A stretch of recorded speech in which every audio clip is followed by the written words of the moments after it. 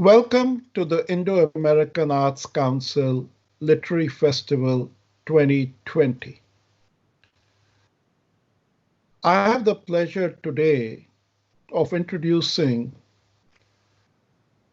what promises to be a seminal book written by a great thought leader out of India.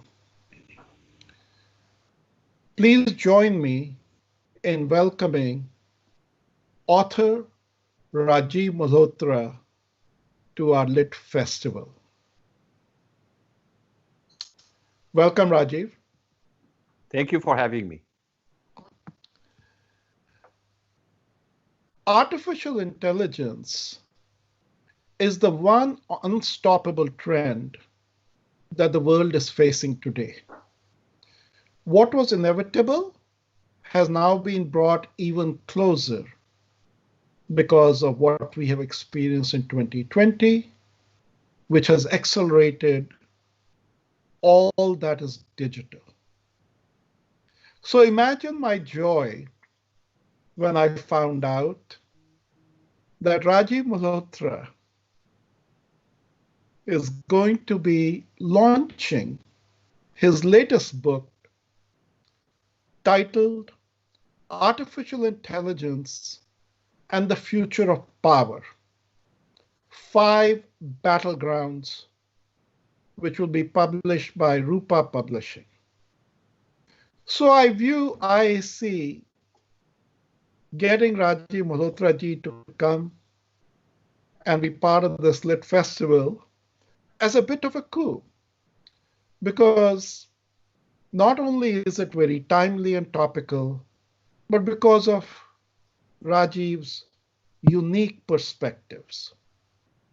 Rajiv was trained initially as a physicist and then as a computer scientist, specializing in artificial intelligence as early as the 1970s. After an extremely successful corporate career in the United States, he became an entrepreneur and founded and ran several technology companies which were spread out in 20 countries. Since the early 1990s, as the founder of his nonprofit Infinity Foundation, located in Princeton, New Jersey, he has been researching civilizations and their engagement with technology from a historical, social sciences, and mind sciences perspective. He has authored many best-selling books. In fact, Infinity Foundation has published a 14-volume series on the history of Indian science and technology, a gargantuan contribution not just to students of Indian civilization, but to humanity. I would truly encourage our members to go to Infinity Foundation and see all of the books that they have published. Rajiv serves as the chairman of the board of governors of the Center for Indic Studies at the University of Massachusetts in Dartmouth, and also as a visiting professor at Jawaharlal Nehru University. He's on the advisory board of the Indian Institute of Advanced Studies, Shimla, and there is so much more about you, Rajiv. You are truly a polymath, but for our audience, please, when you go to visit the website rajivmalhotra.com, learn more about this incredible individual. So to moderate this session, we had to find another star. And I want to welcome Usha Chaudhary, who will be the moderator and have a one-on-one interview with Rajiv Malhotra on his forthcoming book. Welcome, Usha Chaudhary.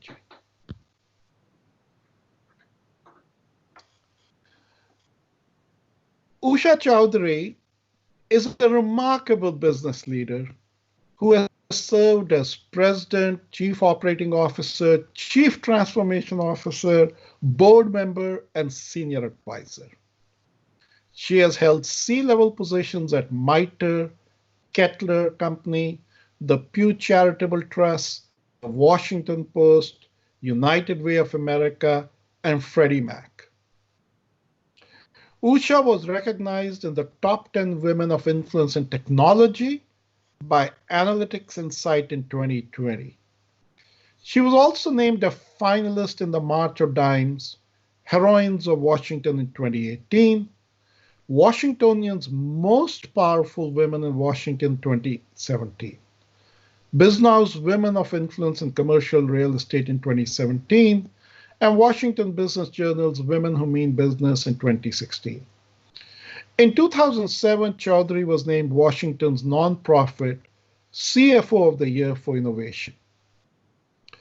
Usha is currently on the boards of Nathan Associates, an international management consulting firm based in Arlington, Virginia, George Mason University Honors College, the India International School, a Northern Virginia Indian American Education and Cultural Center, and a recent nonprofit startup, Renew, Reform Education for a New World. She has also recently been named Senior Advisor to the Infinity Foundation. Usha, what a remarkable individual you are. IAAC is so delighted to have you moderate this session. I will hand over the floor to you and let the session now begin. Thank you, Rakesh, very much for that introduction. And I also want to thank the Indo-American Arts Council for inviting us to speak at its literary festival featuring stories of humanity by world-renowned authors. Today, I have the pleasure of speaking with one such world-renowned author, Mr. Rajiv Malhotra, about his soon-to-be-launched new book titled Artificial Intelligence and the Future of Power, 5 Battlegrounds. So, Rajiv, you have written so many books and have been a vocal public figure on topics related to Indian history, culture, philosophy, and Sanskrit, just to name a few.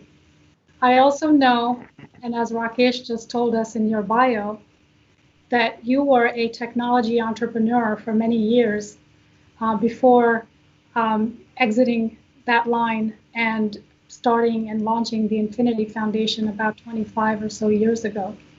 My first question to you is, what motivated you to write this book on artificial intelligence, and how does it relate to or build upon any of your previous publications?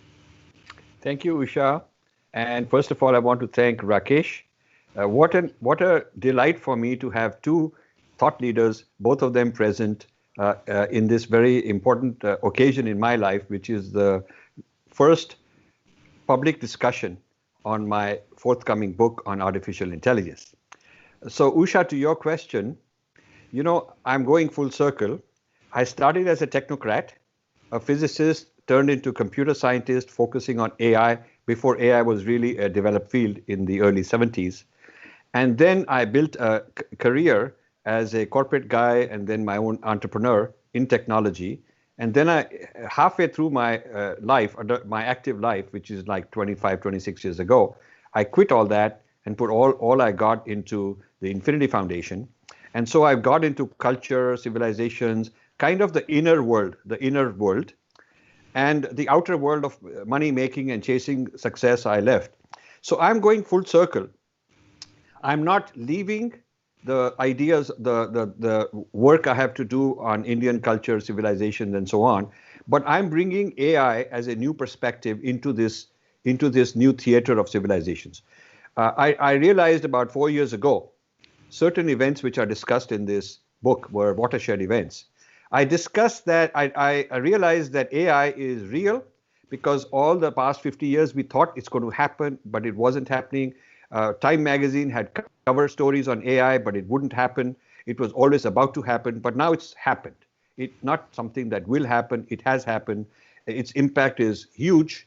And we can, one part of my book, one chapter in the book discusses what's already happening because of AI. The disruption's already happening. And so this coming decade, between now and 2030, the AI revolution will radically transform the world. And I started looking at how it will change my work, how it will change, the mind sciences, the social sciences, the political domain, the economics, the geopolitics of China with AI, all of that. And then this research led to crystallizing the impact of AI into 5 categories. And these 5 categories I call the battlegrounds. Battlegrounds meaning that there is a existing equilibrium, but the equilibrium is being disrupted because of AI. And there will be a period of contention among various forces before a new equilibrium is established. So these are active battlegrounds where different forces are competing for the future, and AI is a weapon. So that's how I came about writing this book. It was supposed to be out. Actually, I gave a talk on it at a literary festival in 2019. And then I realized it's premature because I have still to write the book. So we did not promote that talk too much. It was supposed to be out before the COVID. And then due to some delays, the COVID started, the pandemic started.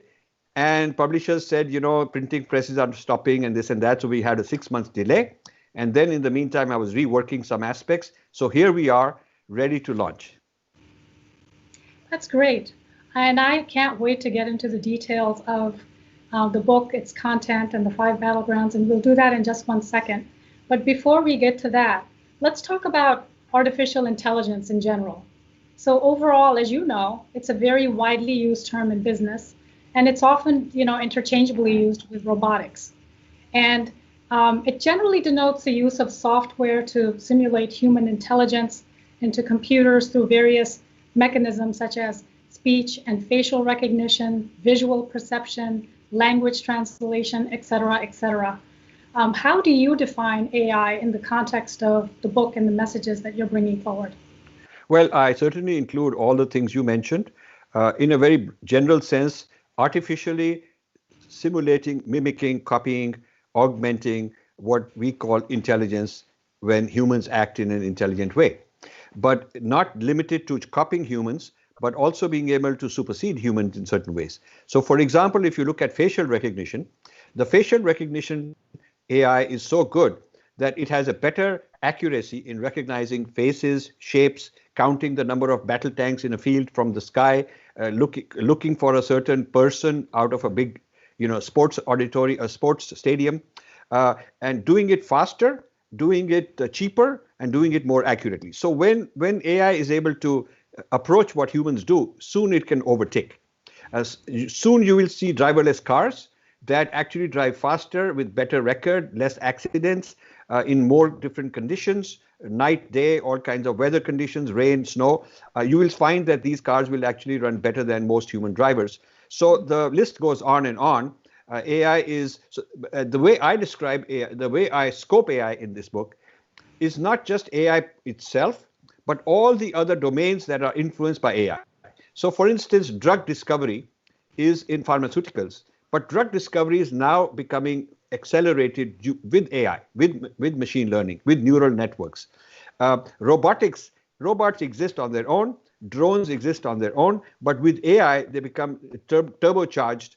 AI is a force multiplier that enhances all sorts of things, military things, economic things, things on your job, things that will help you, things that will disrupt you. So if you look at aerospace, there is AI. The Rafale jets that India is buying, a large part of what differentiates them is artificial intelligence. The Air Force people will tell you that. The most office work is being revolutionized due to AI. Politics is being revolutionized. How you market, how you target your messaging, fake news, all of that is driven by AI. So AI is a kind of an ambient presence, either replacing, augmenting human intelligence in virtually every domain there is. And the range of technologies is huge, from nanotechnology to aerospace to quantum computing, which are separate technologies in their own right, but as a cluster with AI as kind of the brains behind it, I'm using the term AI very broadly to cover all of that. Very helpful. Thank you for setting that context. Now let's turn to the book itself. So can you summarize the key messages in your book? So, AI is often received as a utopia because it will solve all the problems. But it is also going to shake up things. So I have looked at 5 different domains in which it's shaking up things. That doesn't mean it's only a problem. It means that it's also a problem. It's a solution to many things, but it's also an issue that we have to come to terms with. Of course, it'll happen. It should happen. You cannot stop it. But we should be responsible in understanding what are the issues, and then we can take care of it through better policies, better awareness, more people at the table, more stakeholders need to be informed so they can negotiate their position. So I'll describe very quickly what the 5 battlegrounds are. So the first battleground is economics, jobs. Now AI will also create jobs, but it will also destroy jobs. The issue is the impact is unequal. So in Bangalore, it may create jobs. In Silicon Valley and parts of China, there are factories that will create jobs. But let's say Tesla, driverless cars, will create jobs in the auto industry for Tesla. But the drivers who lose their job will be in Africa, Latin America, in India, places like Bihar, Orissa, UP. They are not going to get the jobs of AI, but they're going to lose the jobs from drivers. So the impact on those who lose the jobs and the impact on those who get the jobs is not the same. It's not the same people. It may be different countries. Certain countries will get stronger. Certain countries will get weaker. Within the same country, certain regions geographically will get empowered. Certain regions will get poorer. And certain strata, certain kinds of educated people will get a huge amount of opportunities, and a lot of people will get disempowered. There are some studies from the World Bank and United Nations that women in Africa stand to lose a whole lot because of AI. The fact being that their jobs are low-tech, labor-intensive, the kind of jobs that will be displaced. So it doesn't help to say that AI will also create jobs. The point is there will be social disruption because the impact is unequal on different parts of society. And India has a lot to be concerned about because of overpopulation, because of under-education, because of a lot of unemployment. So the economics is one battleground. The second battleground is China and artificial intelligence, geopolitics in general. A large part of the US-China dispute is not about, some things here and there, and they'll buy some farm equipment, stuff, and we will not buy some of their stuff and put some tariffs and all that. The real deep concern the US military, the CIA, national intelligence have is that China has taken a large amount of AI technology, AI intellectual property by hook or crook. And now in many ways it's on par with the US, in some ways it's ahead of the US. And China is creating the military, industrial, academic complex with AI at the center. The bet on AI is so huge for China, it's really like bet the whole future, bet the whole strategy on AI. And to that extent, you cannot discuss China without discussing AI. And you really cannot discuss the future of AI without bringing in China, because China is at the cutting edge in so many ways. These are forecasts not just by Chinese companies, American companies. PricewaterhouseCoopers report on AI shows where China is headed and what is its market share. And I quote all that statistics. The United Nations, McKinsey, World Economic Forum, all sorts of organizations in their forecasting on China are very much, showing the way China has leapfrogged. And the military people are concerned. So the recent events in India, and I'll come to India as a battleground later, but the recent events in India on the Chinese border bring to light why the Indian military is so concerned all of a sudden, because it's no longer about human beings. It's also about AI and technology and robots and drones and all that stuff. So that's the second battleground. Now, the third battleground is the one that I find most fascinating. I find it the most challenging to explain. I find it very difficult for people to accept it. But I find that once they accept it, once they understand it, this is the real game changer. This battleground has to do with big data about human beings, our behavior, what we post, what we retweet, how we behave in social media. All that is being mined by the Facebooks, by the Googles, by the Twitters of the world and Chinese companies, and turned into models of our behavior, our psychology. And these models are predicting what to say that will infuriate Usha, what to say that will make Usha happy, what is she likely to buy, how is she likely to vote, and how do we manipulate it, what kind of fake news will make her behave this way or that way. Now, what works for one individual at a time, because of the AI can scale all this at an individual level, can be applied to groups of people. How to make a certain community upset at another community. What kind of, now AI with natural language processing can produce a large amount of fake news, fake, all sorts of news about what's going on. Maybe it's true, but it's been artificially inflated. Maybe it's getting too much boost. So this kind of use of AI to produce narratives, artificial narratives, this is exceedingly dangerous. And then how the narratives have to be customized for each person, where to send it, where not to send it. You'll get narrative A, I'll get narrative B, how to time it. And this is being perfected. It can manipulate elections. It can create civil wars. This is the future of what I've called breaking India forces. They are already working on this, and our people are really not. So the psychological manipulation started with the discovery that AI can be used to sell things. Amazon can sell you things. Netflix can tell you what movie to buy. The dating service can be more efficient in telling you whom to date. So which restaurant to go, what is your favorite dish. So more and more decisions being made by the algorithms because they're learning more about you. Believe me, algorithms have learned more about people than they know about themselves, because there are things I don't know about myself, I don't remember, or I'm trying to deny, but the algorithm can outsmart me. It certainly knows more about me than many of my close associates do, even close relatives do, because I don't necessarily show them everything, but the algorithm is picking up all my behavior.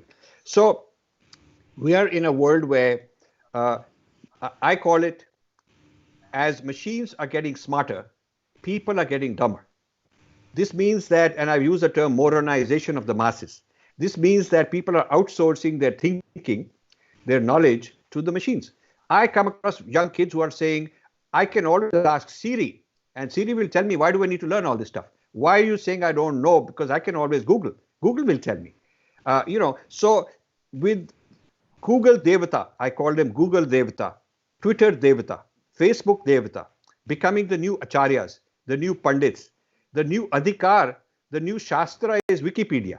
So you see the transfer of knowledge, of adhikar, authority from our tradition is a transfer of our grand narrative to whatever the narrative other people are making about us.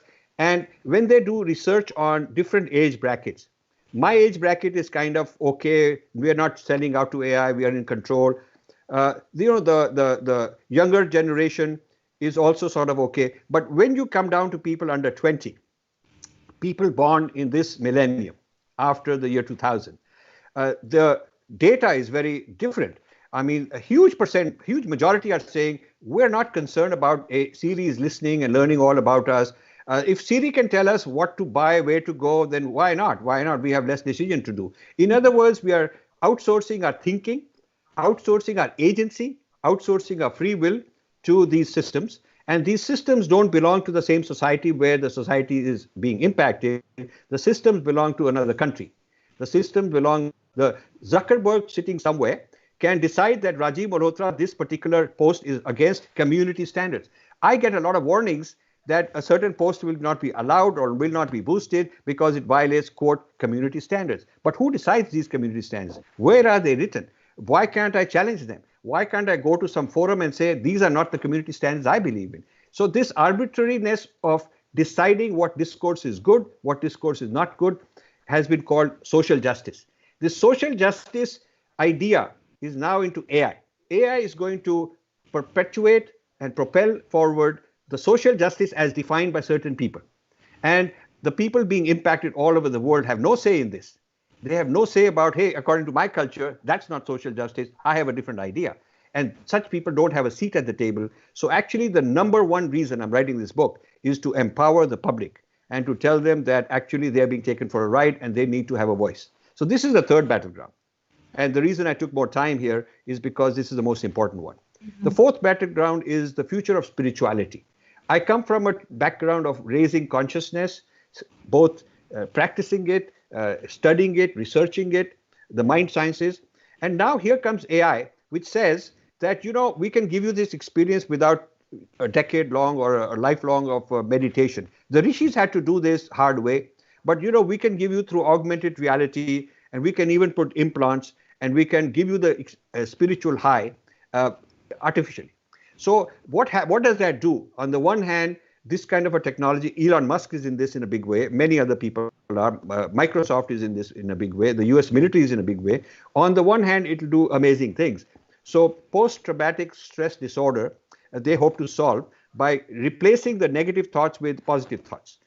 So when you are getting a PTSD attack, it will detect, and it will substitute the neuron flood, an explosion of neurons that will give you memories of happy times and all that. So if a person has some kind of a mental issue, bipolar, this kind of an implant can intervene. So certainly there are good applications, and certainly FDA will approve these things.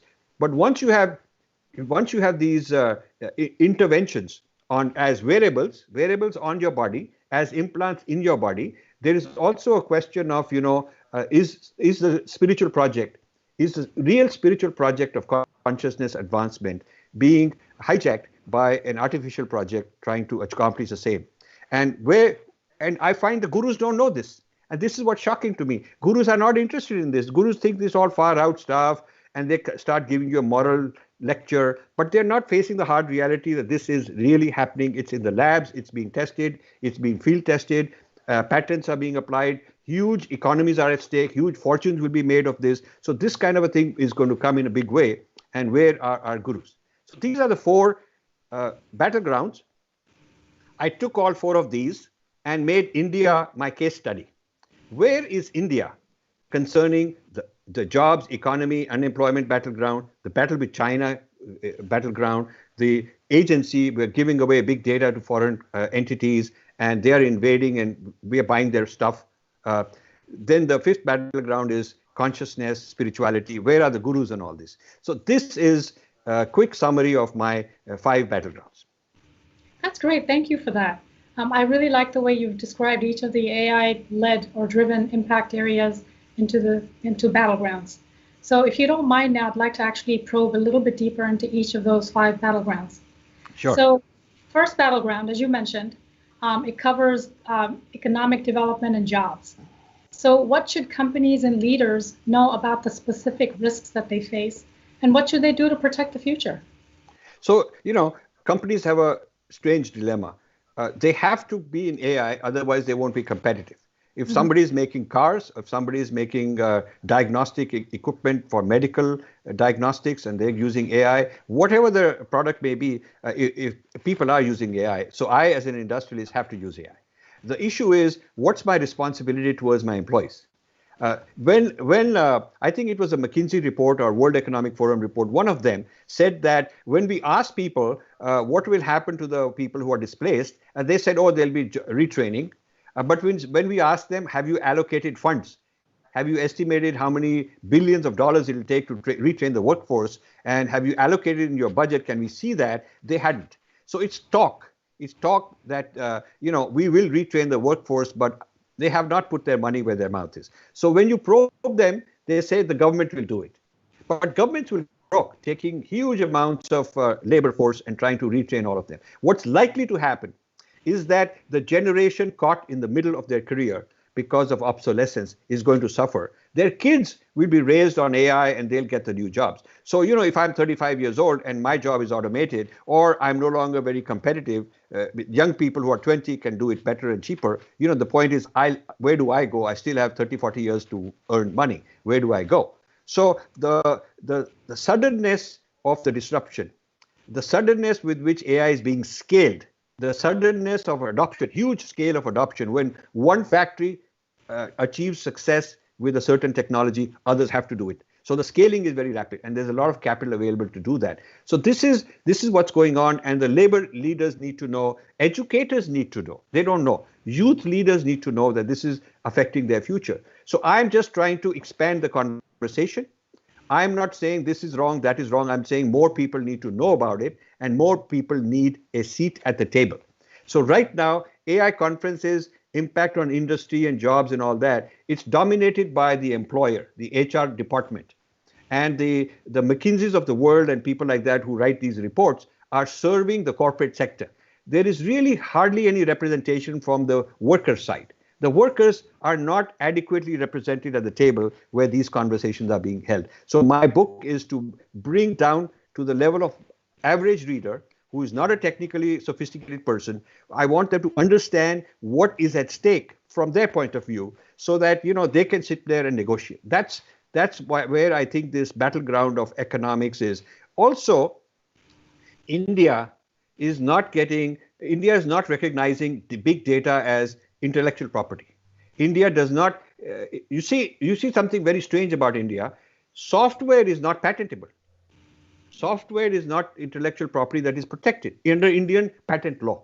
So even if an Indian discovers some big breakthrough in AI, it is not protected as a patent. You can go and get a patent in the US or UK with that with that breakthrough, but it's an Indian breakthrough, and in India it's not recognized.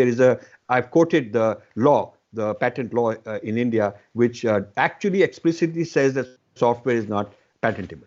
So there are some weird things that are happening, and this is my reason for concern. I also show the Indian. I'm maybe getting ahead into the Indian battleground, but just to make a point, I think this outsourcing of labor meant that we become like the cyber coolies. We are providing the raw labor. Others are using our brains to make their technology. We are the bricklayer going from a village to a town, making a mansion for somebody. We don't own the mansion. We don't even own one brick. The bricklayer may have installed 1,000 bricks. He doesn't even own equity in one of them. He's just given his labor, got money for it, and he goes on looking for the next job. So a huge number of Indians, they're doing better than before because they've sold labor, but the people who are the client own the power. They own the intellectual property these people are producing, and not the workers themselves. The middlemen have become billionaires. I mean, the Infosys of the world, the TCS of the world, and all these other guys who are into this outsourcing, they have made money because they are supplying a huge amount of labor, marking it up double, triple, 4 times, and selling it to the Western clients. The Western clients are happy because they're getting high quality labor and they're owning the intellectual property. But the workers themselves do not become stakeholders. Hardly 0.01% of them actually become entrepreneurs and are able to make a living. So this whole business of economics, jobs, is a very serious battleground. I believe that there is a return to digital colonization. I see an age of digital colonization where China and United States will be the new colonizers. China is taking over Africa and Pakistan and various other places, and United States is taking over many places. There'll be some other major countries also. And so I see digital colonization as sort of a very serious threat for economics in the future. Yeah, so that's actually taking us into Battleground 2, where you talked about which addressing the power in the new world order, weakening of the sovereign states, the recolonization of the world into digital colonies, which you just mentioned. So how should policymakers protect society from these abuses of AI-enabled power, while at the same time continuing to optimize the benefits of AI for the economy? So, I'm glad that in the past, during 2020, because of China's aggression and India rethinking its defense, the one community of leaders in India who have understood the power of AI and how we are being caught behind 10 years behind China in AI, the one community that I credit for having understood this is the defense community. I recently had an interview with Air Vice Marshal and a Lieutenant General. They really get it. They understand this. I think that the policymakers have convinced the Prime Minister, and they have had some conferences, and there is some initiative to bring AI into the forefront. But as my book points out, it's too little, it's too late. We're 10 years behind China, and it's not very easy to catch up in this field. So what Indian government needs to do, as I'm giving Indian government as an example, is we need to create something like ISRO for space, something like Bhabha Atomic Research for nuclear energy. We need to create that kind of a scale for AI. We need to have, like the big leaders, Homi Bhabha and various other people, the Satish Dhawan for ISRO. We need to find that kind of giants in AI and give them that kind of scale of funding to move the country forward, because to catch up for over 10 years is not easy. But remember, when John F. Kennedy in the early 60s said that my challenge is, before the decade is over, United States should put man on the moon. That was when there was no such project at NASA. That was when the Soviets were ahead of the United States. And what happened by 1969, during the same decade, he died before that, but during the same decade, his dream did come about, and United States put man on the moon. So this is how fast you can just leapfrog ahead if you really want to. I think India can do it. India has the brains to do it. India has not got its act together so far. And then, of course, the same kind of topic we have to discuss for every country. Africa has to figure out. I mean, Pakistan has sold itself out. It's just, Pakistan is for rent. It's just whoever pays the highest rent, they'll give it to them. So now it happens to be China. I don't see much future for the Pakistani people. Maybe some ruling elite will do very well because China will look after them. But I don't see Pakistan becoming free in the true sense of the word. They're certainly headed as a digital colony. Interesting. So let's turn to the third battleground. And you had mentioned that this is addressing AI controlling our psychological desires and agency. And I think you have gone as far as to say that the psychological, emotional, and mental hijacking that is underway by AI and AI-driven technology, it's resulting in the modernization of human beings. That is big. That is huge. So what do you think should the role of consumer protection groups be, as well as spiritual leaders and other keepers of society's moral compass in balancing the use of AI? So, society across the world has this problem, and India is my case study, but the problem is not just limited to India. The good thing for Americans is that there are a lot of Americans who are understanding this problem. I don't know how many of people have seen the Social Dilemma, which is a movie. Some ex-leaders from tech companies like, Google and Facebook and all. Many of these people have quit and started a movement to expose what was going on in their job when they were working in this company. There are insiders within Google, insiders within Facebook, and also people within Amazon who have come out and started talking about these things and they're whistleblowers. Then there are people on the outside. So I'll show you this book by Shoshana Zuboff. This is a 600-page book, exactly exposing what is going on in this field of psychological hijacking. I mean, she's calling them thieves. She's calling them all sorts of things because they're stealing your insides without fully warning you. And I'm quoting a lot of these people quite heavily in my book. There are the Susskind brothers. There are two brothers, Susskind. One of them is into the AI impact on politics, the future of politics, how it's being influenced, and the other is on the future of jobs. So they're both into the kind of thing I'm talking about. People in the West are doing this. People in India are not doing it. People in India are going gaga, Google come and invest in us. We are so pleased. Google, Devata, oh wow, we are doing so well, I'm surprised that at the lack of understanding on the Indian consumer groups. You would think that the left would complain, and the right would say it's hijacking our culture and civilization. But both of them are gaga. We are being successful on the Twitter platform. I got so many lakh users. I'm successful on such and such YouTube platform. I have more views. What we don't realize is that we are doing a dance on a platform the platform's strings are being controlled by someone else, and they're making us dance. And we think we are dancing freely, but we are not. Somebody is controlling which tweet of mine will become popular, which will be shadow banned. Somebody is controlling all of that. So really, the book is to shake up all our thought leaders, including the people who are running manthans and literary festivals and who are the icons of social media and who are the big shots who are very powerful. Defining our success in terms set by another person, in another country, where we have no control over what their rules are. But we are placating to those rules. That's like those are the new devatas. We are bowing to them. We are practicing all the rituals that will make them happy. We want the devata to be happy with me. Twitter should like me because God forbid if they ban me, my competitor will get ahead. So, it's like the Rajas. The Rajas at one point in time were competing for British attention. Which Raja gets to sit on an elephant and he gets a 21-gun salute, feels very proud, while the British are the ones who are organizing all this. So they lost their selfhood. And India is running the risk of losing its selfhood. So also many other countries, most other countries. But India is far too large to just become a colony again. And that's the risk I'm concerned about. And that's what I'm shaking people up. So I want awareness. I want all these Twitterati and all these people who are setting up these great channels on foreign platforms to know that what they are doing is feeding big data to those people, making them more powerful over us. And they will decide who gets to see what their views are, what their ideology is. They're controlling the discourse. We are getting free services. We are so happy. Those guys giving me free email. Those guys give me free search.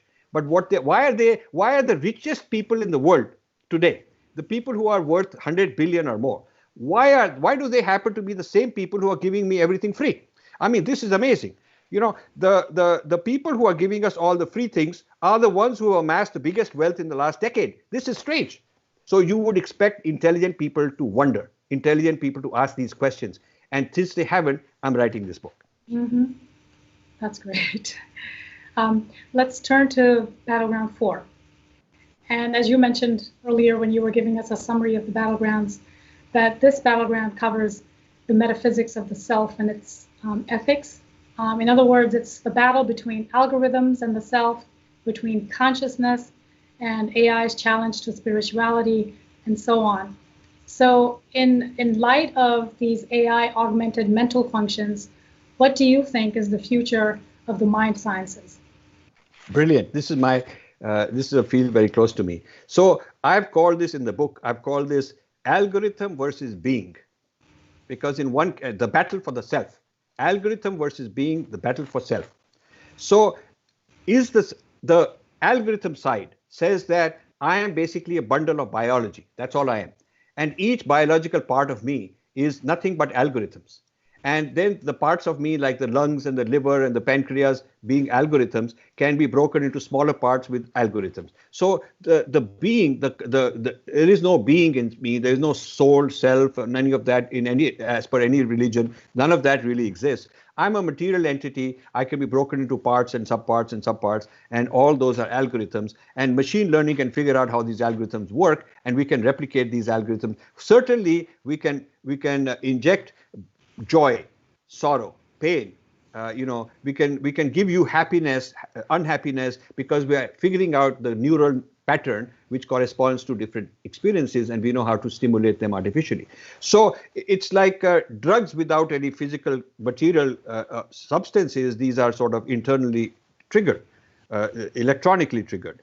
This is going to give a large generation of people, a whole generation of people, through augmented reality goggles which are coming, and then more and more intrusive wearables. This is going to create a generation with artificial desires, artificial joy. Now, the interesting thing is that when they break down a human being into parts, there are different vendors. One is going to give you fantasy vacations. One is going to give you sex. One is going to give you your chocolate without having to eat the chocolate and having the calories, but you'll feel like you've enjoyed it. So different parts of being, different parts of the person are being decomposed, and highly specialized vendors providing these benefits. So this is the future of consumerism. So this consumerism going to another level, kind of turning the individual into an artificial creature and catering to the joy of the different parts of the creature, means that it is totally the opposite of yoga, which means unity. Yoga is not break up and give each of them separate stimulation, but unify. And in the unity, there is already joy. Anand is inside. Anand is not something that somebody supplies. Anand is our nature. This is our tattva. Satchitanand is who we are. We don't have to add it. It is who we are. We have to undo things that are covering up. So this is a contest between the Satchitanand model of consciousness and the artificial intelligence model of biology. So this is the ultimate battle that's going to happen. And I feel that gurus are unequipped. I've talked to gurus, they don't know. They are just into their own kind of but this is the future, and we need gurus who understand this and who can counter it. I'm going to write sequels to this book. In this book, I'm exposing problems. It takes 500 pages just to explain all these problems. So I just give hints about solutions, but I'm writing sequels to this book already where I will offer my solutions. Oh, can't wait to hear that or read that. Let's turn to Battleground 5. So you brought up India several times in the context of some of the other Battleground discussions that we were just having. And I know you mentioned that you have put in Battleground 5 and using India as a case study. And in describing the threats that India is facing, I believe you mentioned the metaphor of the Titanic hitting the iceberg. Would you mind elaborating that for our viewers? So I don't want people to get scared and really start hitting at me, because this metaphor is powerful and it's meant to shake you up. So Titanic was the ship 100 years ago, roughly, which was considered to be the greatest ship, the most VIP luxury liner meant for the elite, and so solid that nothing could happen to it. On its maiden voyage from England to United States, it sank on its maiden voyage. It hit an iceberg. Iceberg is something where only a small part of it is visible above the surface. Most of it is beneath the surface. So what is above the surface may be some miles away, but actually beneath the surface is a huge mountain and you could hit it. So the only way you'll know if you're reaching an iceberg is radar, underground sonar. So the Titanic was equipped with sonar, but it hit the iceberg. From the time it hit the iceberg, it took 2 hours and 40 minutes to sink. So the metaphor is, if AI is the iceberg, which means we're only seeing a part of it. We don't have that sonar. I am the sonar. I'm trying to wake them up. I'm saying, hey, Captain, please wake up. I'm detecting this is going on. You're going to hit it. And in the real Titanic, what happened is that either there's theories on what was going on. Either the captain was sleeping, which means the captains of India are sleeping, or the captain was drunk. He was dancing on the deck. There was a party going on, or the captain had turned off his radar. He was not watching. Whatever the reasons were, there is a controversy over it. But the fact is that the captains of the ship did not take action to watch out and do something about it. So if India is a Titanic, then India is just moving ahead. The question is, have we already hit the iceberg? In which case, nothing can be done. Mm-hmm. Or are we about to hit the iceberg? In which case, if the captains were to wake up, something can be done. I believe it's the latter. I believe it's my job to really shake them up, and that's why the book is a tough read. It's not a nice, we are this great civilization and we're doing well and we got all this, it's not a goody type book. It's a tough book. We don't have much time left. Now, it's very interesting. When the Titanic hit and in 2 hours, 40 minutes, it sank, there were lifeboats. There were sirens saying, jump on the lifeboat. Some people did jump and saved themselves. But, a large number of people were dancing at the deck. At the deck of the ship, there was a dance going on, and there was a band playing. And they were drinking their champagne and enjoying life.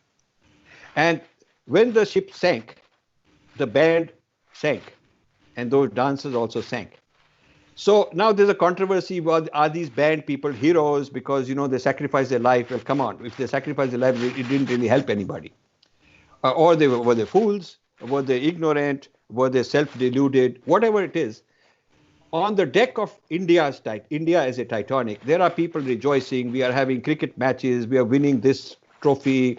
This Bollywood thing happened. There is a latest scandal. Somebody got an FIR. Somebody got bail or did not get bail. Or in this state, we won this election and we overthrew that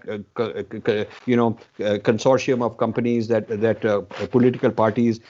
So whatever it is, India's people at the deck are enjoying the tamasha. They're enjoying this great pop culture. They are doing very well on social media. They think their time has come. They've gotten rid of mainstream media, and now the social media, they think they own it, which they don't. It's the social media that owns them. So this is the deck. Life on the deck is this, we are a great nation. We are doing so ahead. We are becoming Vishwa Guru and all that. And I'm saying that actually another model is that India is the Titanic. Its captains are sleeping as far as AI is concerned. Maybe they've just woken up this year, which is good. And the people on the deck are playing the band and enjoying life. And this is a very negative dramatization of what can go wrong with India. And the purpose of saying this, so the publisher said, don't say this. And I said, I have to say it. All the people who read this book many, many times said, this is very powerful. You have to say it. So I'm saying it. And I'm prepared to discuss whether it's a valid analogy, not a valid analogy. But my motive is I'm a lover of India. I put all my life into India. I don't want India to hit this iceberg. I want India to be okay. And I'll do whatever it takes. So right now my job is I have to go find where the captains are, shake them up and say, okay, wake up, guys. Time to stop this party and do something about what is going on. So there is a sense of urgency in the metaphor of the Titanic. There is a sense of danger, but there is also the chance that we will save and we will enjoy the ride. Then we'll be the Titanic. We will be truly the Vishwa Guru. That is what I want to achieve. So what should countries like India be doing to prevent themselves from hitting the iceberg? So, first of all, I'm proposing several things. First of all, India has to completely overhaul its data policy. I know that there is Gopal Krishnan, Chris Gopal Krishnan, there are many important people who've been brought into this. I'm very grateful that they've taken on this challenge. They're very smart people, and they are doing very late in the game, but they are doing a lot. I wish them success. I think it's still very early that these debates are going on, but I'm still not convinced that even what they're proposing is enough. And this is where, off record, I want to have conversations with people and give them some ideas on what ought to be done. Also, what got me very concerned about this whole business is that many years ago, I found that the Kumbh Mela, which has up to 100 million people coming, American academic people from Harvard and other places descended on the Kumbh Mela to mine it for big data.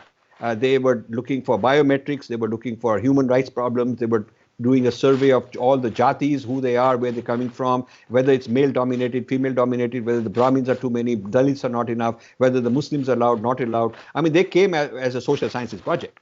And they came as a social sciences project under the garb of mapping, it was called Mapping the Kumbh Mela. So they're building a map of the whole movement of 100 million people and their psychology, creating their algorithms on what the behavior is and who is who and how it works. And I warned that this is a loss of big data India should not allow. And I wrote a booklet on it, and my booklet was translated into Hindi and English with Hindi at the other end. 1 lakh or more copies were distributed at various Kumbh Melas. So many people came to me and said, you've woken us up, something should be done.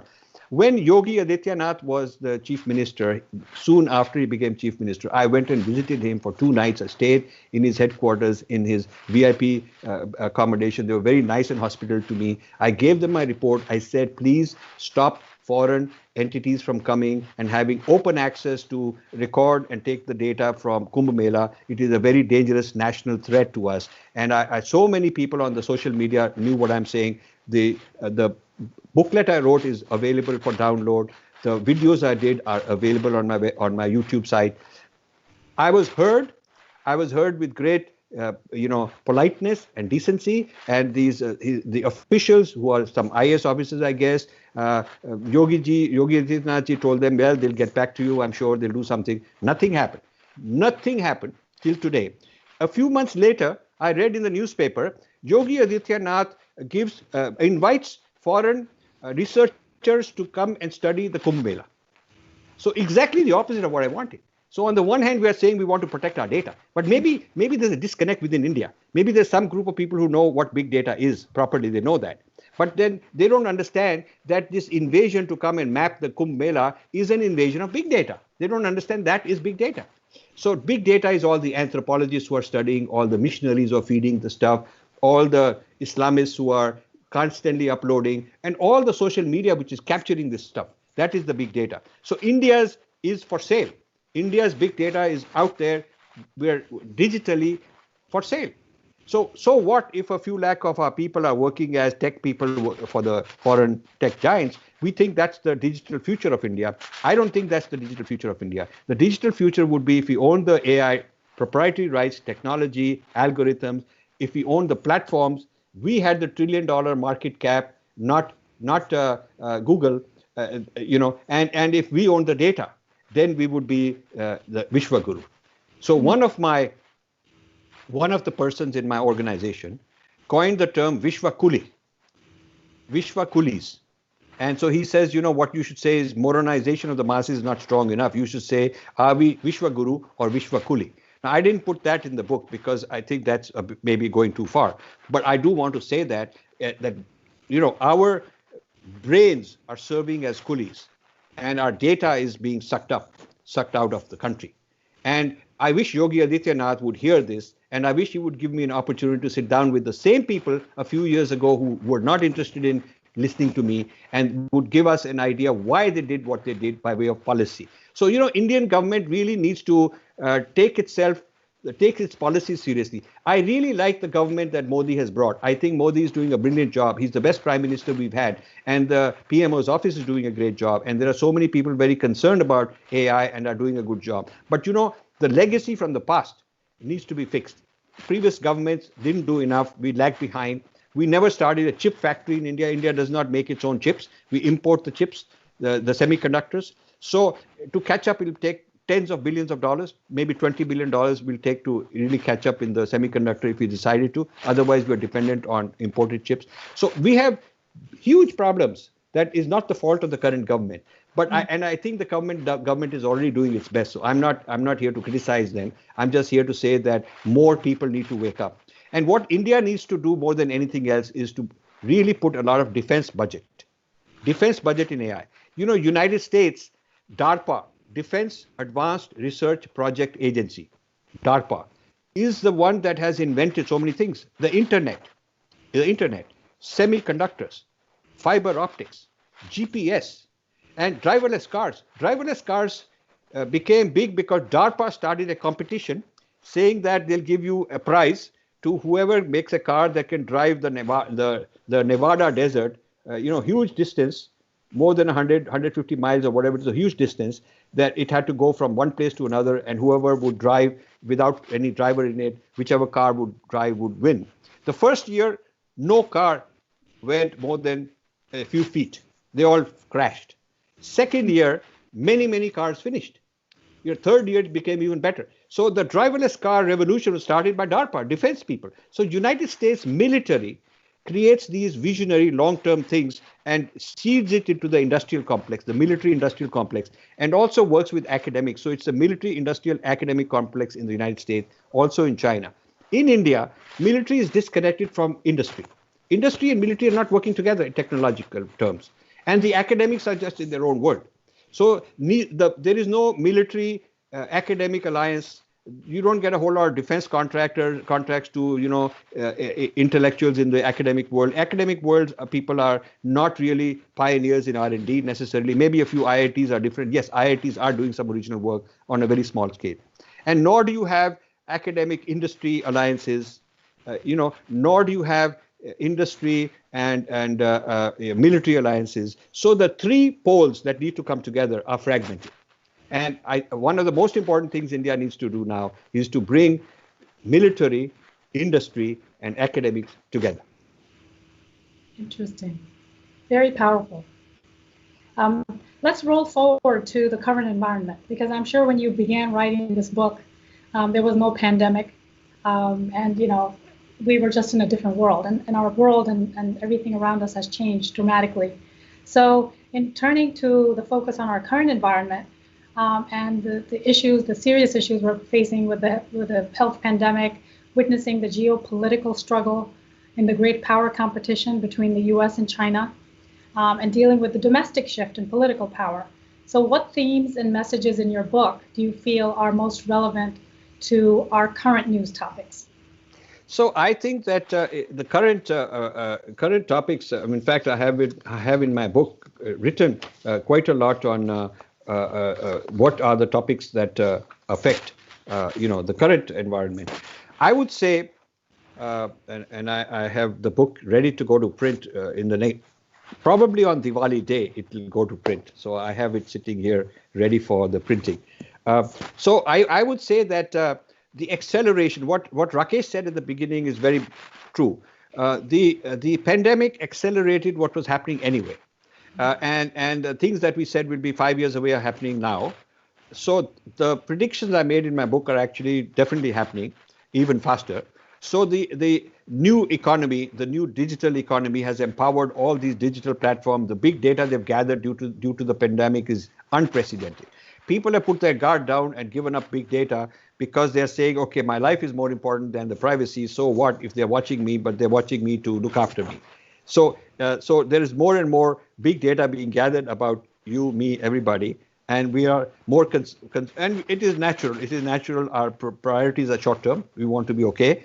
And what are the long-term consequences we haven't looked after? Probably some laws need to be enacted that prevent the people who are collecting the data from using them in a way against our interests. But nevertheless, the trend is accelerating. So the trends of jobs, economy, haves and the new haves and the new have-nots, the new concentration of power accelerating. It has moved faster because of the pandemic.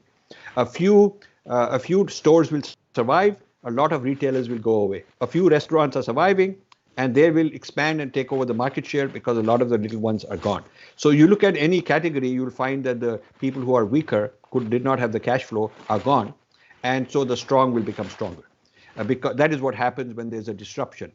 The second area to look at is geopolitics. I think the polarization of China versus the rest is going to become enhanced, because I predicted that China will continue quietly getting ahead, and then there'll be a moment when everybody else will realize, oh my God, look at what's happening, and they'll come together. But I think that's going to happen faster. So the rise of China using this AI and the new technology is accelerating, but the rise of the anti-China is also going to accelerate. So this will be a very interesting clash that will happen sooner. I don't think it'll be 2030 as I predicted. I think it'll happen much sooner, this kind of a clash. And then this business of human rights and rights of consumers and social theory and social sciences. Social sciences are obsolete. Social sciences, they have a very obsolete method of collecting data about society. They send an anthropologist, and the anthropologist, by the time they collect all this data through surveys, it's already kind of obsolete, AI is, through the big data, is capturing real time what people are buying, what they're thinking, what their fears are, what their concerns are, what is the mood of each community. They're doing it on a global scale. So the data gathering and then processing it into models and coming up with conclusions and trends is happening real time with this AI. And so I think that what the pandemic has done is accelerated the AI-driven social sciences. So there will be AI-driven mind sciences and AI-driven social sciences.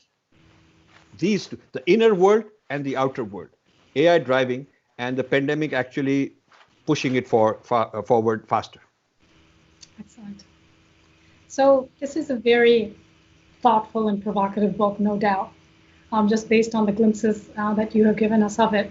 So in your view, what is the most controversial aspect of the book? And even more broadly speaking, are you worried that you'll have a lot of people that disagree with your messages, and some may even be offended by it? Okay, so the most controversial part of my book is to say that as machines are getting smarter, people are getting dumber and more dependent on these machines. A phenomenon, a syndrome I'm calling the modernization of the masses. People of our generation and maybe 25 up don't agree, and maybe it does not apply to them. But I have done a lot of surveys with teenagers, people below 20 in general, and they have no problem saying that we don't need to learn a whole lot because machine will tell us, like calculators made it irrelevant to learn multiplication. We don't need all this general knowledge and all the stuff because Wikipedia and Google and Siri, they'll tell us what we need to know. So the modernization of the masses is a real syndrome. That, I think, is a very controversial thing for people like us to accept. But I would urge them to go to the very, very young people and ask them, what do you think? And those people think, yeah, it's okay. It's cool. So that's one controversy. The second one is what we did not get into is I feel that all this will lead to ultimately a depopulation. A depopulation of the world will become inevitable. 8 billion people becoming 10 billion, soon predicted to become 12 billion. The world, with all the robotics and all the automation, can be run by 1 billion, 2 billion people. You do not need so many people. India, instead of 1.3 billion, could with a few hundred million run the whole country and run it very well with the best technology. So we have surplus humans. what will happen to these surplus humans? Yes, we can give them, keep them going, give them food and keep them alive and meet their needs, but that's a big drain. And at some point in time, the haves will want to say, okay, there are too many have-nots, and why are we responsible for them? So there is a philosophy that became interesting in Europe in the 300 or 400 years ago. Some very prominent philosophers argued about these kinds of things way ahead of their time. I think the future will see a revival of this debate. Which way it'll end up, I don't know. But I think a debate on is the world overpopulated? Should there be population controls?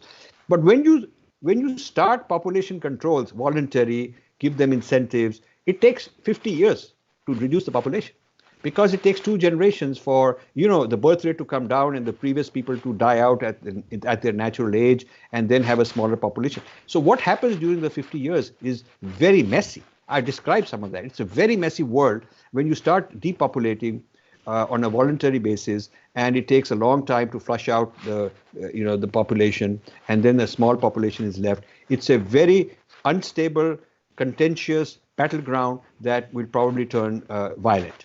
Mm-hmm. Now, as to people thinking what they think of me, I certainly expect to be attacked. Why not? But that's true of anything controversial, anything provocative, anything that you change the paradigm. People are used to a certain comfort zone, and they're expecting AI book will be, everything will be good. I'll have a servant. We'll all have 10 servants, and they'll do our cooking, and they'll clean our house. And everybody's got these kind of fantasies. But who's going to pay for it? I mean, the average person may not have enough income power, because this automation is also competing for his job. And so if he doesn't have the money, the buying power, then he's not going to be able to afford all these things. So I think that the real issues I'm raising at so many levels need an audience. You may agree with me, you may disagree with me. It's okay if you disagree with me. I'll have raised your consciousness. I'll have made you more aware. Out of the 5 battlegrounds, maybe you agree with a couple, you disagree with a couple, you're not sure about some others. Fine. I just want to increase the conversation. All I want is more people to start talking about this, because I don't think this should be where global warming was. I think this discussion is where global warming was a few decades ago. People who were at the cutting edge of thinking about it were considered to be, conspiracy theorists, and they were way out and nobody really believed in it. But, there have been so many debates where the technical side that really knows what's happening is a small number of people. But it affects the masses. And the public intellectuals need to come and join this discussion. So I'm doing that. I'm bringing this discussion into the public. And I'm very grateful and thankful to Rakesh for facilitating this. And I know that he's a dear friend for a long time. I said, let's keep it under wraps, let the book come out. But I promise you'll be the first forum to where I'll go public and talk about it. So we kept it under wraps for a long time. And when this shows is when people will find out. And whatever happens, I'm prepared, because I come at it with a clean heart. My intentions are good. I want it. I'm doing service to humanity, especially to India. And I want people to take this seriously, debate with me, argue with me. I'll give them evidence. I'll give them backup. I want to have conferences on this. I want to have a lot more discussion on this topic. It's going to be the topic discussed a lot in this decade, the way people discuss global warming. Great. Another question, if you don't mind. Sure. Obviously, you're talking about a lot of key disruptions that are driven by AI. So how would you compare this versus the Industrial Revolution-led disruptions that we have faced in the past? So people say that when Britain had its Industrial Revolution, in fact, I was at a conference and one of the speakers said that we should not worry about loss of jobs, because, when the Industrial Revolution happened in England, he showed pictures of people whose jobs were finished. The jobs were no longer required. But then he says overall, new jobs were created in the factories. So more jobs were created than destroyed. So the Industrial Revolution overall was good. That's what he said. And my response was, the jobs were lost in India and the new jobs were created in England. So there was a disruption. There was a whole colonization happened because of the Industrial Revolution, disempowering the textile workers, the iron steel workers, the various kinds of manufacturers in India, disempowering them and shifting that economy and that power to places like Manchester, where they had the industrialized, mills and factories. So the global disruption was very big. While jobs were created and jobs were lost, it was an uneven impact. And the power of money gave the people who were the owners of these things the clout to make the rules and rule the colonies, even change their narrative, even change their self-esteem, even change their language. So that power existed. So those who got the power with money then could use that money to change the narrative, change the language and all that. So I see that there are parallels with this. If you think of this as the industrial revolution, yes, it will boost the economy. There'll be new trillionaires. I think there will be some trillionaires, but it's not going to be an even impact. There will be haves and have-nots, maybe bigger disparity than before. I've shown some statistics in my book about the disparity increasing between the top 1% and the bottom 50%. So the industrial revolution, this is like another industrial revolution. It will create new weapons, new military kind of weapons. It will create within the same country difference between the rich and the poor, across countries, colonizers and colonies. So I think there are some parallels, and we should be prepared that the next 10 years is going to be very dramatic. And between now and 2050, it will be a completely revolutionized world. Any organic growth, more forecasts and economic models are obsolete. This is not going to be some business as usual X% growth going on. This is going to be a very disruptive environment. And the young people, I'm too old to have any to worry for myself, but I worry for the young people because they'll have to face all this. So as we're sort of nearing the end of our conversation about your upcoming book, when one does a Google search or even a Amazon search for AI books, right? There are tons that show up. And you just flashed one, important one as well in this conversation. So how would you say, what really differentiates your book from these others that are out there on the same topic? So, some of the books are about technology, how to write AI, how to learn this program or that program and so on. That's one group of AI books. Another group is science fiction. They're talking about, the future world and all that. Mine is neither of these. Mine is about policy, about society, about things happening on the ground and things that are going to happen in the next 5 to 10 years. I'm not talking about long-term futures. I'm talking about right now. Now, within this space, there are some books. There are a small handful of books, and they are emerging. But I see that a voice from the Vedic tradition is missing. A voice from the Vedic tradition looking at, from our point of view, what is at stake. And we also, I will not give out this secret because that's in a future book. Not only is our tradition at risk, but our tradition has solutions that other traditions don't have. So we ought to actually reinventing AI from our point of view. We ought to be taking control of the future of AI from a Vedic point of view. So this goes back to your very first question, how does it relate to the rest of my work?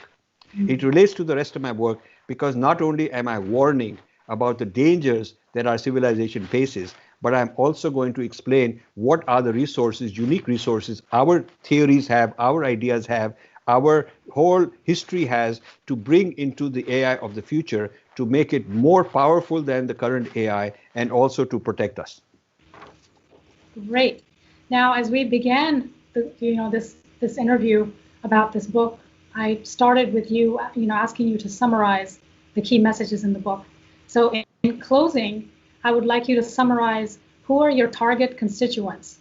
So if you could briefly, sort of give a recap of who are your key constituents and what are the issues they face and what do you think they should be doing about it? So my main constituents are the youth because it's their future. And the book is dedicated to the young scientists and technocrats who can actually do something about it, who can raise the issue of ethics in their workplace. My target is the policymakers in places like India to take this matter seriously, the gurus who need to take this matter seriously, the public intellectuals who are dancing on the deck of the Titanic, which could hit the iceberg and sink, and they are having a good time thinking that they got more retweets, this guy got more followers, this guy is starting some YouTube channel, so many people are, this tamasha that India is going through, these tamasha walas need to know that that they're standing on the deck, which could be, the whole deck could sink. And this is not stable ground. This is not our, Matri Bhumi. so to speak. It is sort of foreign soil because some other people control it. So I'm trying to shake them up. I'm also wanting to reach out to the industry leaders in the tech world in the United States. China, probably they won't listen, because there are people inside Google and Facebook and all these kind of Microsoft who have a conscience. Now, somebody needs to represent the other's point of view. Some people already are. Mine is a different spin because I come from a different civilization. They need to hear this. And rather than having a us-them fight, they need to sit down and we need to have some friendly discussions on what's reasonable, what is a win-win, how can we have good technology doing good things and at the same time not devastating and undermining ancient civilizations and rights and values and spirituality and so on. So those are the constituents that I'm targeting in this book. Great. Thank you so much. Thank you. If you don't mind, and if we have, I'd love to ask you a couple of questions about you, because I'm sure the audience would want to know a little bit more about a few things that I want to address with you that's not readily available in your bio or on your social media profile. And so the first question is, what one thing about yourself do you want people to know that's not already out there publicly?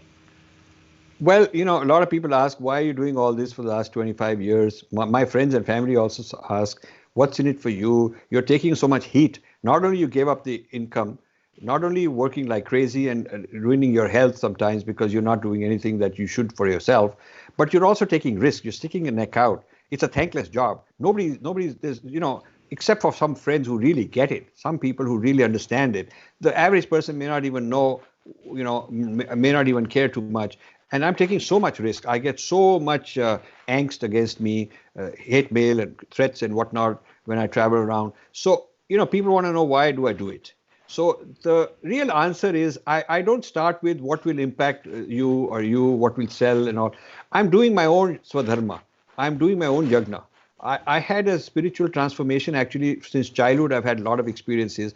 But in my early 40s, when I was at the prime of my business life, my business career, I had these huge experiences which told me that, you know what, while I'm healthy, while I'm young, while I'm active, I can do so much. I should quit this rat race and get into self-discovery and giving back to my dharma. So this giving back is what we call yagna. That means the ecosystem, we take from the ecosystem. Every breath I'm taking from the ecosystem, all the food I get, all the knowledge I get, wonderful people like you, wonderful people like Rakesh, all kinds of things we depend on come from the world outside. We should give back. That is the balancing of the ecosystem, and that's what we call the yagna. So I decided that my swadharma will be to self-discover, understand more and more, to share and to give back. So I actually I haven't ever talked about it. I'm not a guru. I'm not anybody who should be or want to be a guru. But my own transformation is the guiding principle for what I do. And that's who I am. Thank you. Thank you so much for all that you do and have done. So any final closing thoughts about the book, about yourself? So I would request my readers and potential readers to please not prejudge. Get the book. It's going to come out in January. We'll have a bunch of launches.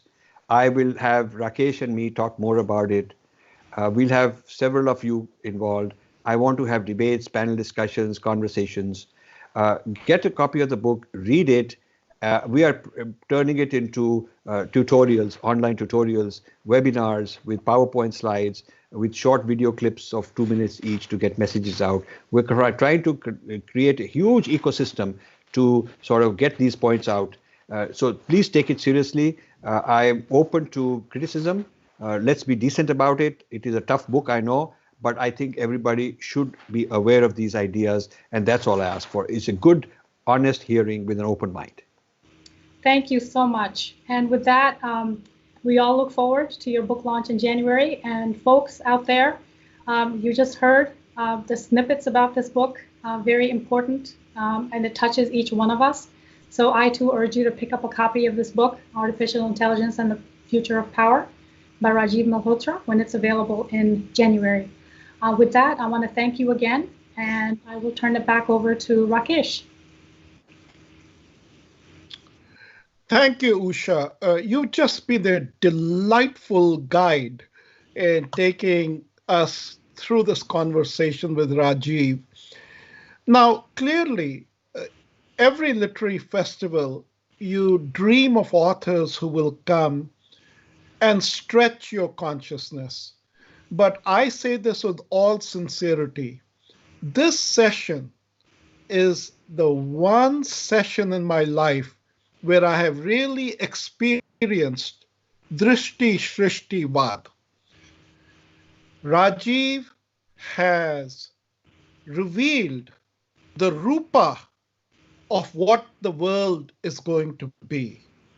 He has performed a signal public service and a service for those who believe in the sovereignty of an individual human being. We thank you for that. Throughout history, the greatest crime against a human being has been organ harvesting.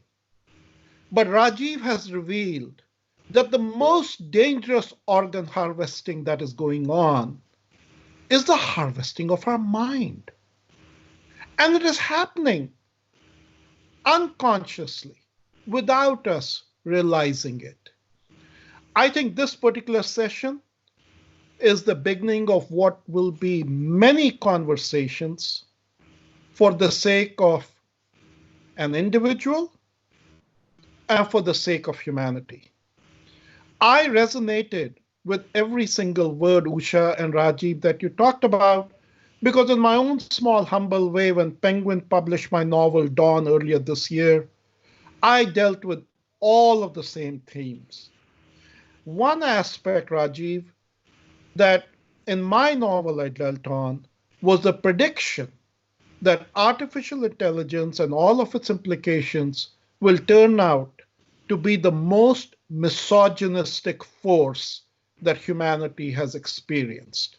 But we will talk about all of its implications in subsequent conversations. I predict that this book will be the most talked about book in 2021, and it should. And for that service, Rajiv, and for coming to IAAC and being part of our literary festival, I want to thank you. I look forward to future conversations on this seminal contribution by you to the world's literature. Usha, thank you for hosting it. Thank you very much. Thank you. Hello, I'm Neeli Lakhani, IAAC Literary Festival Director. I want to thank you for joining our award-winning authors and their wondrous stories. IAAC is a 501c nonprofit. Programs like the one you just watched happen because of contributions from generous folks like you. Please donate to the IAAC so that we can support our artists and sustain our cultural programs. It is simple to donate by visiting the IAAC website at iaac.us. Learn about the insider benefits that membership gives you. On behalf of the entire IAAC board, stay safe and see you at our next event. Thank you.